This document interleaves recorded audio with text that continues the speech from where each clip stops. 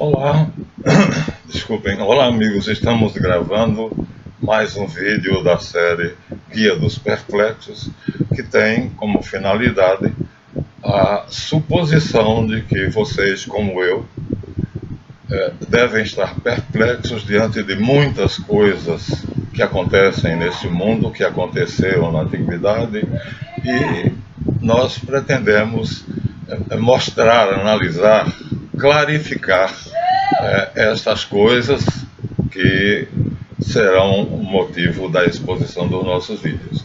No vídeo anterior, que nós denominamos que a Guerra Mundial foi um jogo, vamos continuar, pois, como eu disse a vocês, foi um bate-papo. Então, como na verdade eu lidei com fatos históricos precisos, e eu não me preparei para o vídeo, eu usei apenas dados da minha memória, foi na verdade uma reflexão, uma conversa em sala de visita com vocês. Mas, vendo os notáveis vídeos de alguns outros professores e youtubers que com muito cuidado e muito acuradamente colocam os detalhes, principalmente quando há nomes e datas, em respeito a esses professores e, influenciado por eles, eu venho tornar mais preciso o assunto. A Guerra Mundial foi um jogo em dois tempos, primeiro tempo e segundo tempo. Embora não tenha durado 45 minutos cada tempo, mas na verdade vamos analisá-la como essa metáfora. Muito bem, então vamos lá. A primeira coisa que nos deixa perplexos é saber que a maioria dos falsos judeus cázaros muda de nome. Por exemplo, Karl Marx não é o nome verdadeiro desse personagem, que passa por filósofo. Aqui nós temos um livro da Biblioteca Os Pensadores, editado pela Abril Cultural, é um livro de filosofia, o volume é 35, e o pensador que aqui é colocado é Karl Marx. Karl Marx. Na verdade, nunca existiu uma pessoa chamada Karl Marx. Isso é um personagem. O verdadeiro nome dele não é Karl Marx, como muitos personagens falsos judeus cázaros, que são chamados de Ashkenaz pelos judeus semitas, né? Então, eles utilizam nomes para esconderem a sua origem cázara. Então, nós vamos colocar também isso em evidência, porque parece que há dolo, ou seja, se eu escondo meu nome e se eu produzo um documento de identidade com outro nome, é porque eu tenho algo a esconder que não é lícito, é ilícito.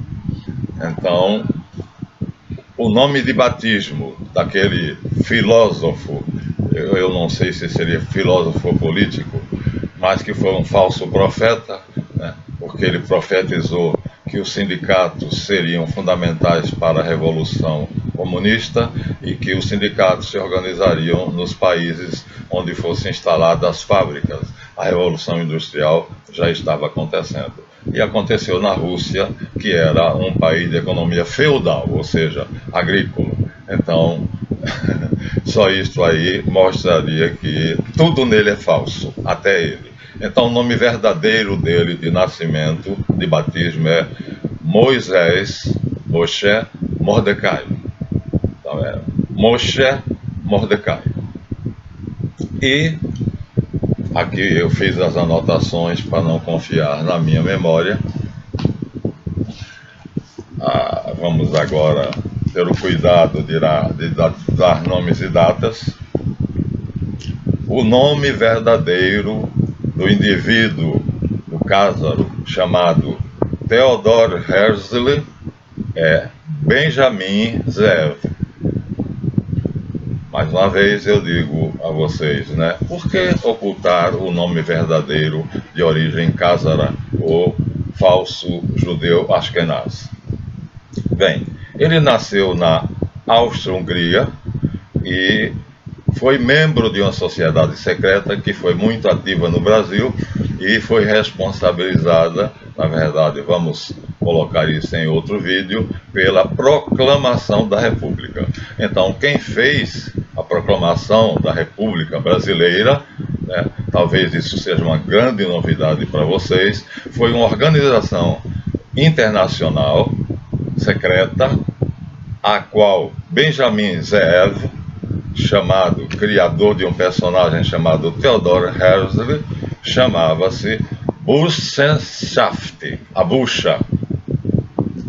Foi aí que os conspiradores traçaram todos os planos para a proclamação da República do Brasil por Deodoro da Fonseca e sob o comando de Benjamin Constant Botelho de Magalhães. Então, já começamos mostrando desvendando que o verdadeiro mentor, quer dizer, aquele que assumiu o projeto de fundar um Estado sionista e criou um nome de um personagem chamado Theodor Herzl, é na verdade Benjamin Ze'ev, Khazaro. Em 1895, ele, que era jornalista de profissão, escreveu o livro O Estado Judeu. E em 29 de agosto de 1897, esse livro produziu frutos.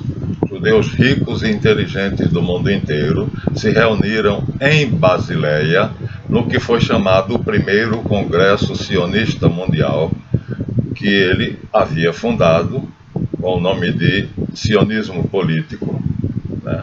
E só após esse primeiro Congresso Sionista Mundial de agosto de 1897 que ele partiu para a prática. Até aí a ideia estava na cabeça dele e muito provavelmente não tinha origem na cabeça dele, porque tudo é um jogo, é um tabuleiro de xadrez, como Brzezinski disse, the grand chessboard. Né? Na verdade, a metade da história acontece naturalmente e a outra metade é planejada e as brechas são preenchidas por estratégias planejadas com bastante acuro por pessoas muito inteligentes. Então, seguindo-se ao primeiro Congresso Sionista da Basileia, em 1897, ele tentou comprar a Palestina ao sultão Hamid II, que era, desde o ano 800, o dono dos territórios dominados pelos turcomanos. Ele era o sultão e ofereceu a ele 150 milhões de libras. O sultão respondeu, segundo o livro escrito por Fátima e não Yasmin, como nós tínhamos dito, que foi a filha do sultão que se refugiou na França, escreveu o livro Mohammed II, meu pai. Hamid II, meu pai. Então Fátima escreve ali suas memórias, e nessas memórias ela diz que ouviu o pai dizer a Benjamin Ze'ev que nem todo o ouro do mundo faria com que ele, que era muçulmano, colocasse os irmãos muçulmanos dele sob a autoridade dos cázaros, dos falsos judeus cázaros. Vejam bem, a esta altura, a Palestina tinha 650 mil judeus de todas as raças, judeus mesmo, semitas. Um deles era o rabino Israel Davidson Weissman, que teve o prazer de me oferecer o grande segredo, que eu achava que os judeus eram culpados por tudo no mundo e, na verdade, os semitas não. São os falsos judeus, os cázaros, que também denigrem a imagem dos judeus semitas, e o Rabino Weiss disse: imagina só, eu, judeu, de sangue de Abraão, semita, fui acusado na Europa, né, de ser antissemita porque eu não aceito a dominação dos cázaros. Eu sou contra a estrela de 6 pontas, a bandeira israelense e o Estado sionista de Israel. Porque nós, religiosos, sabemos que quando o Mashiach vier, ele cumprirá a promessa de Hashem, o Altíssimo, nos dando o que nos foi prometido, dando de presente. Ele disse que daria, está escrito que ele daria a Abraão, Isaac, Jacó e a sua descendência. Estamos esperando o Messias para que isso se cumpra.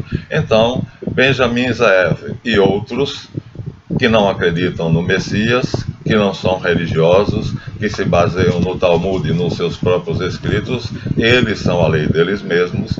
Então achou que a Palestina devia ser dos judeus, e ele se autodenominou judeu desde os cázaros no ano 600 ou 800, que os cázaros se autodenominaram judeus indevidamente, porque ele apenas supostamente abraçaram a religião judaica para fugir do conflito cristão-muçulmano. Eles estavam no meio, e então a solução que o chefe da tribo dos cázaros encontrou foi converter-se ao judaísmo, que era uma religião simpática tanto aos cristãos quanto aos muçulmanos, já que Abraão é o fundador das 3 religiões monoteístas: cristianismo, islamismo e judaísmo.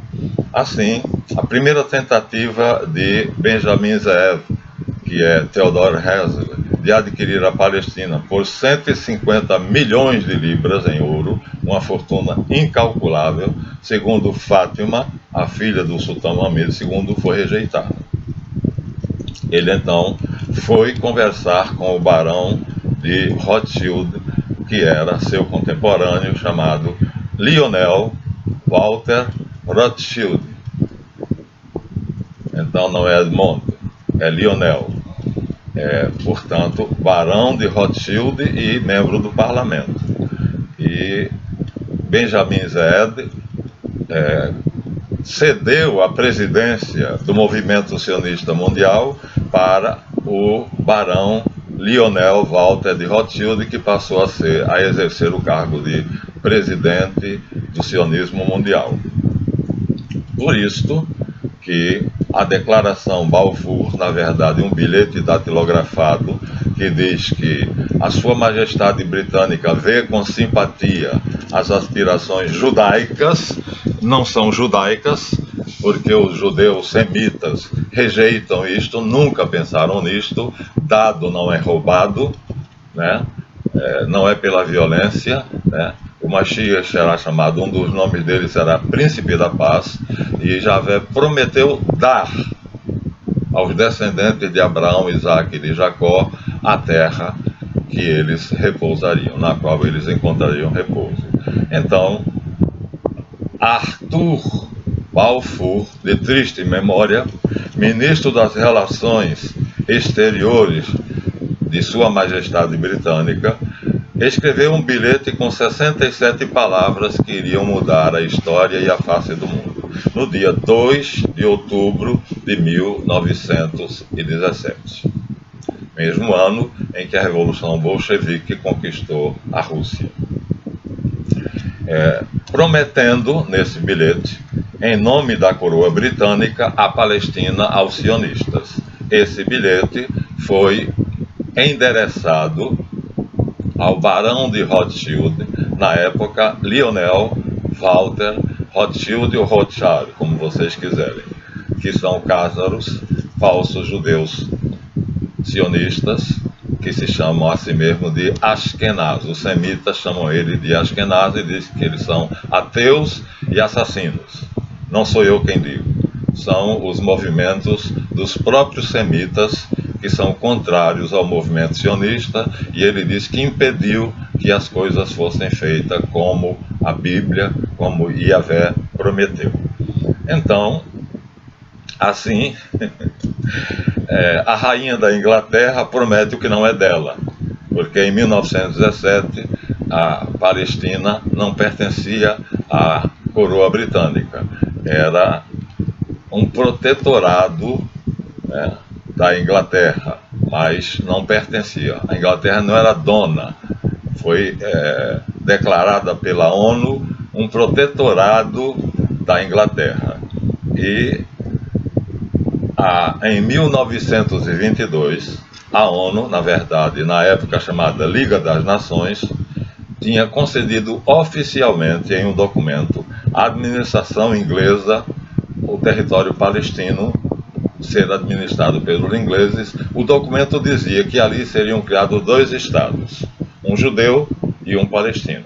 Na verdade, isso jamais aconteceu, porque os palestinos não achavam que os judeus tinham direito a isso, né? Primeiro porque era do sultão Hamid II, portanto não era dos ingleses. Segundo, porque foram tomados durante a guerra especificamente pela Inglaterra para ser doado ao barão Lionel Walter Rothschild, que era o presidente do sionismo mundial. E então os palestinos, que eram mais de 1 milhão, os judeus não passavam de 650 mil, mas viviam em paz, segundo declarações em vídeo do rabino europeu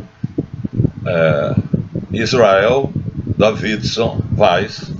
Ele diz que foi formado numa escola palestina, fundada pelos árabes palestinos para formar rabinos judeus. Ele saiu de uma delas. Então, não havia conflito entre israelenses e palestinos, não havia israelenses, havia judeus semitas, que somavam 650 mil, e 1 milhão de árabes palestinos. Então, em 1922, a Palestina passa oficialmente a ser administrada pela Inglaterra por um decreto da ONU, decreto 181. Mas vejam bem, isto deveria acontecer no máximo até 1º de outubro de 1948, foi feito em 47 para ser feito em no máximo um ano, e Israel fez, mas os palestinos até hoje não têm o seu Estado próprio, até porque, né, o que era um país habitado por 1 milhão de palestinos foi declarado por Benjamin Zeev, Theodor Herzl, como uma terra sem povo que iria servir para um povo sem terra. Ora, nem os judeus eram um povo sem terra, como eu já disse, várias nações doaram territórios aos judeus dispersos pelo mundo, inclusive o Brasil, na cidade de Marília, em São Paulo. O território todo adjacente a essa cidade foi oferecido aos judeus do mundo todo para que viessem povoar São Paulo, e eles recusaram. A Rússia também cedeu um vasto território que eles recusaram, né? A Inglaterra também, e vários países. Angola, acho que a Angola foi proposta como sendo um país africano que se tornaria o Estado judaico. Mas o Partido Sionista Mundial, o Movimento Sionista Mundial, que era composto apenas de judeus askenaz, segundo os semitas, ou seja, revolucionários, assassinos dispostos a tudo, e que não têm sangue semita nas veias, não são descendentes de Abraão, Isaac e Jacó, não são descendentes dos profetas hebreus, né? São um grupo aparentado com os mongóis, portanto, que viviam lá perto da Rússia e que se converteu ao judaísmo. E nessa suposta conversão, que foi apenas uma tática de guerra, eles passaram para o judaísmo como religião, mas nunca obedeceram às leis judaicas. Então, aí nós temos agora uma pausa.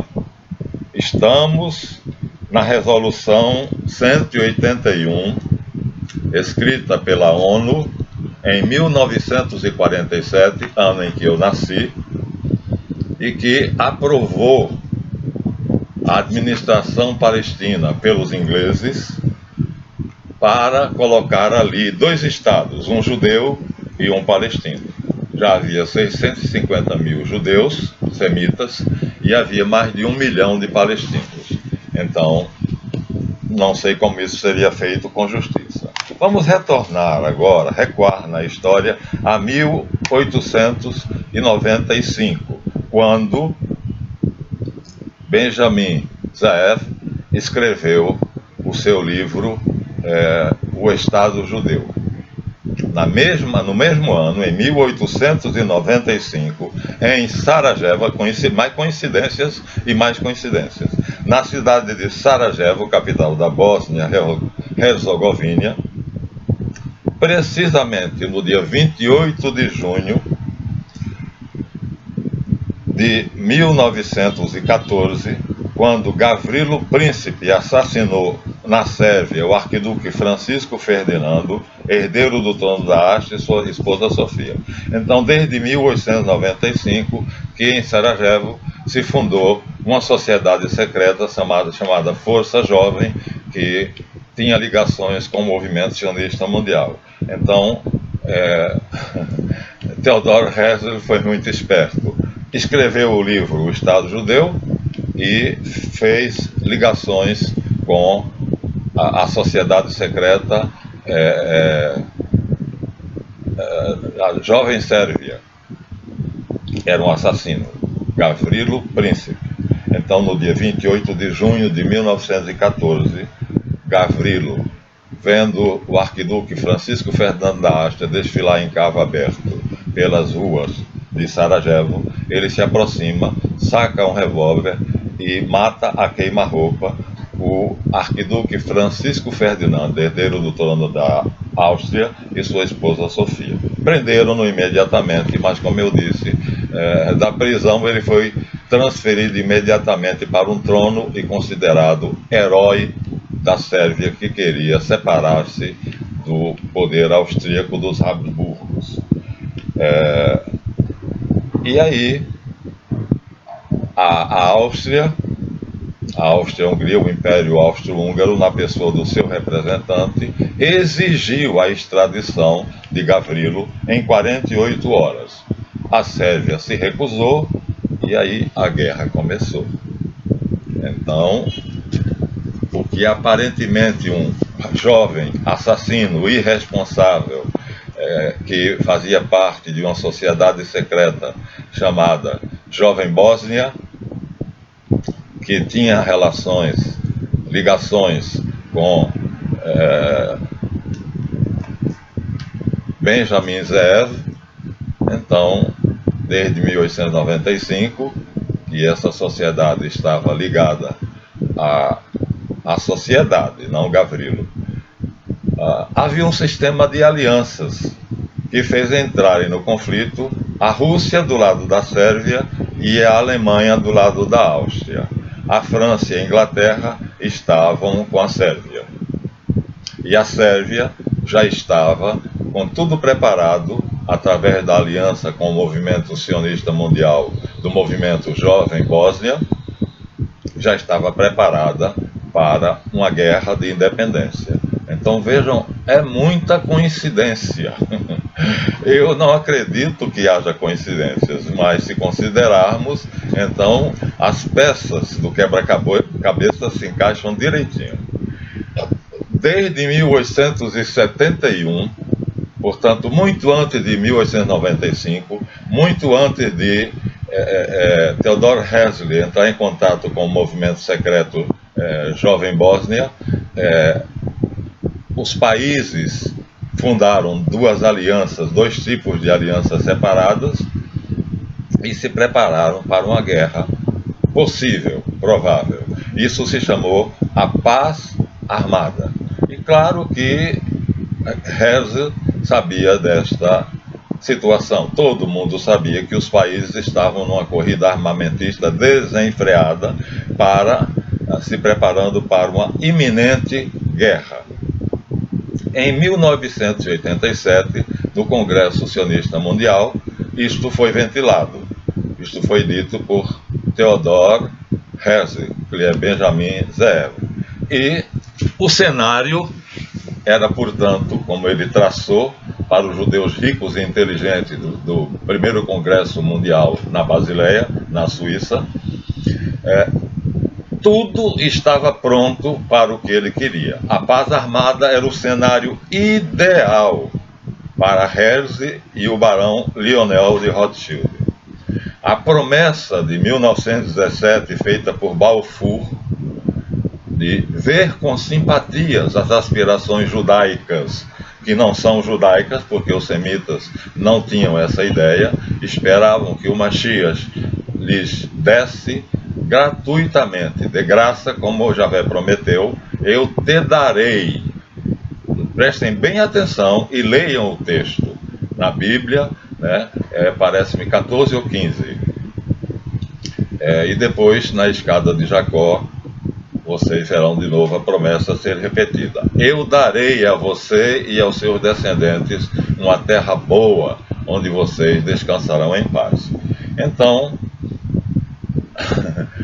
o Congresso Sionista Mundial de 1897 na Basileia, Suíça, então ventilou a questão da paz armada, que era o cenário perfeito para uma guerra.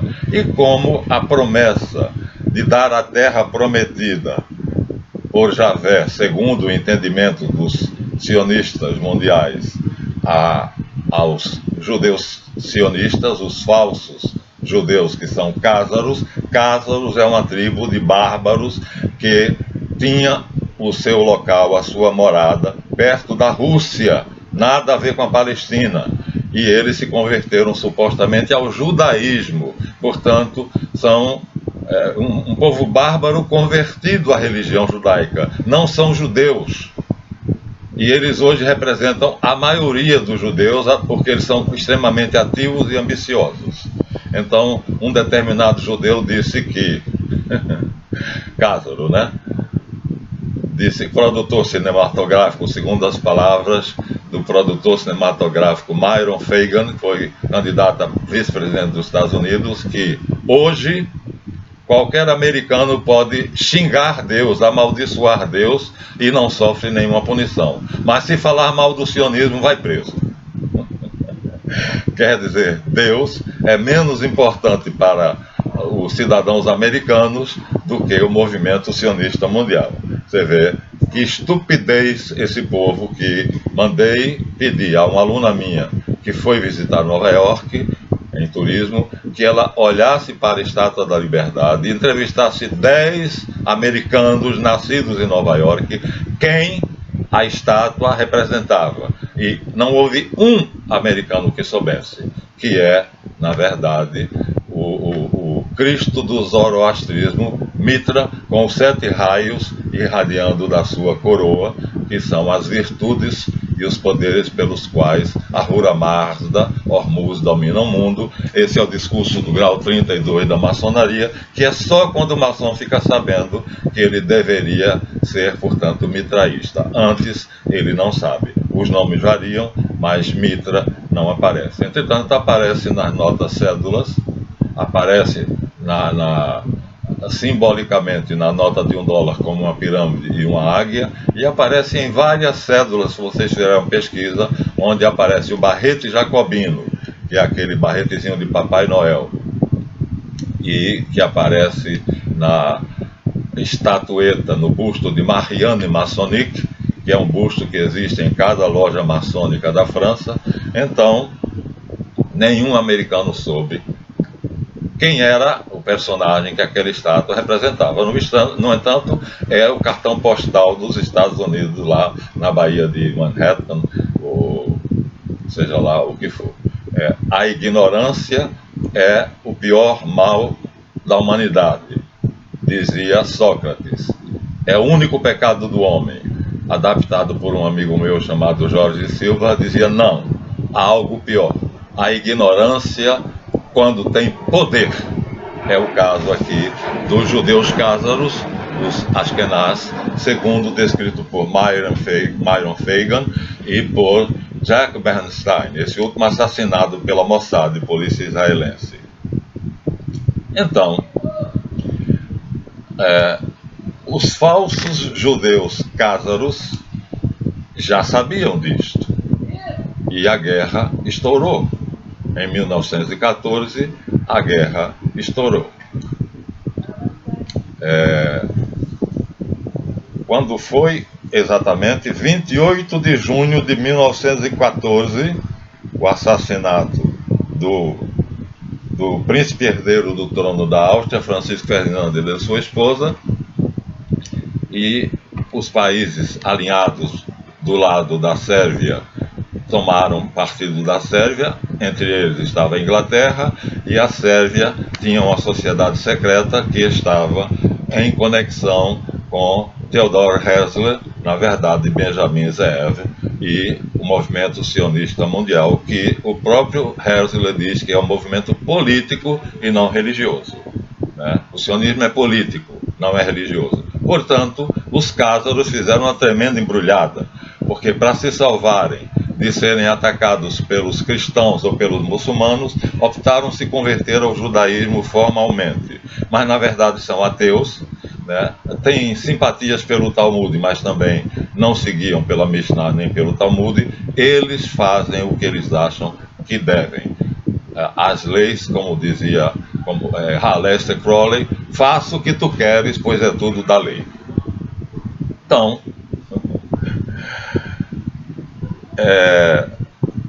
de 22 de março de 1917 a 17 de julho de 1918, então, a parte maior das nações envolveu-se na guerra, e a Rússia, nesse meio tempo, foi invadida por outro falso judeu cázaro chamado Vladimir Ilyich Ulyanov, que assassinou a família Romanov, né, e tomou a Rússia, que era o maior país católico do mundo e o único independente financeiramente. Então, os falsos judeus cázaros, representados por Ben-Gurion, fariam em 1948 a proclamação do Estado judeu de Israel na Palestina, às pressas, em meio a combates terroristas entre árabes palestinos e sionistas. E aí foi o fim do primeiro tempo, né, do jogo sionista. Eles já tinham o que queriam, já que a Inglaterra foi nomeada pela ONU como herdeira da Terra Prometida. E ele havia prometido, em nome de Sua Majestade Britânica, a Terra Prometida aos judeus cázaros, aos falsos judeus cázaros sionistas. Então, estamos assim na verdade, a guerra durou pouco, foi de 14 a 18, mas de 17 a 18 foi feito, vamos dizer assim, os falsos judeus cázaros tomaram consciência de que tinham conseguido o êxito desejado, porque a Inglaterra era serva do barão Lionel de Rothschild. E logo, aqui terminando o primeiro tempo do jogo, Ben-Gurion, Menachem Begin, Golda Meir, Moshe Dayan, todos eles terroristas, foram promovidos a estadistas, com a fundação do novo Estado de Israel, que foi aceito pela Rússia, pelos Estados Unidos, pelo Brasil. O Brasil foi o primeiro, viu?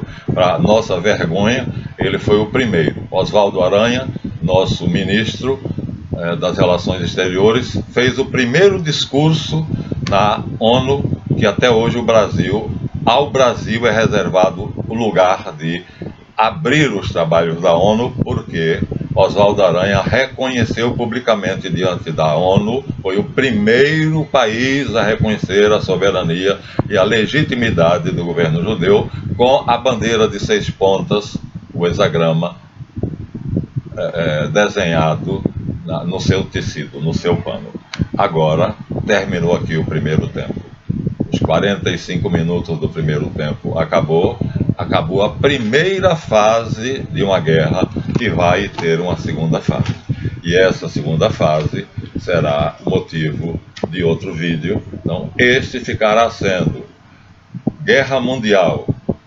A Guerra Mundial é um jogo 2, já que nós colocamos o anterior, a Guerra Mundial é um jogo supostamente 1. Foi necessário essa clarificação, porque o nosso admirável professor Jonathan Matias, a quem eu honro e digo com prazer, né, que estudo os vídeos dele para poder alargar os meus conhecimentos, e tenho por ele uma simpatia pessoal muito grande, o que não me impede de discordar dele, nem de reconhecer alguns deslizes que ele comete, mas quem não os comete. Aqui vai, querido professor Benjamin, querido colega, eu sou de línguas, catedrático em língua oral e escrita, português e inglês, literatura brasileira, literatura portuguesa, literatura inglesa. E você é historiador e tem a minha total e irredutível admiração. Meus parabéns e continue seu trabalho. Tenho aprendido muito com você. E foi graças a você, eu vendo o teu vídeo ontem, a formação do cânon, que num debate entre Olavo de Carvalho e outro rapaz, que eu não me lembro agora o nome, Yudi ou Yuda, sei lá, eles fazem uma parafernália, uma confusão, uma mistureba, um saco de gatos, e no seu vídeo, a formação do cânon do Novo Testamento, é uma aula maravilhosa. Peço aos meus alunos que quiserem ver, que quiserem aprender, né, que não vão perder tempo com Olavo de Carvalho e esse suposto teólogo que o desclassifica como teólogo. Ele diz que Olavo de Carvalho é um filósofo, reconhecidamente, trata o tempo todo por o Senhor, né? E eu não dou mérito nenhum ao Olavo de Carvalho, porque mas acho que esse teólogo tem um mérito. Por quê? Mede-se a inteligência acima da média do brasileiro quando ele aprende a separar a tolice que Olavo de Carvalho fala das coisas certas que ele fala. Então, se você conseguir distinguir as tolices das coisas sábias e corretas de Olavo de Carvalho, você está acima da média. Então, pelo menos para isso ele serve.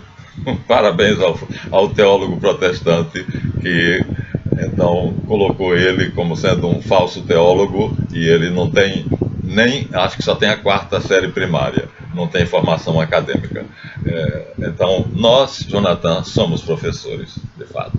E esse rapazinho, também teólogo, é formado em teologia e engajado na sua postura de defender a religião batista, o protestantismo em geral, que não é o caso aqui nosso. Então, por favor, deem o seu like ou dislike, inscrevam-se no canal e esperem o segundo tempo. Vamos ao merecido repouso depois desse primeiro tempo.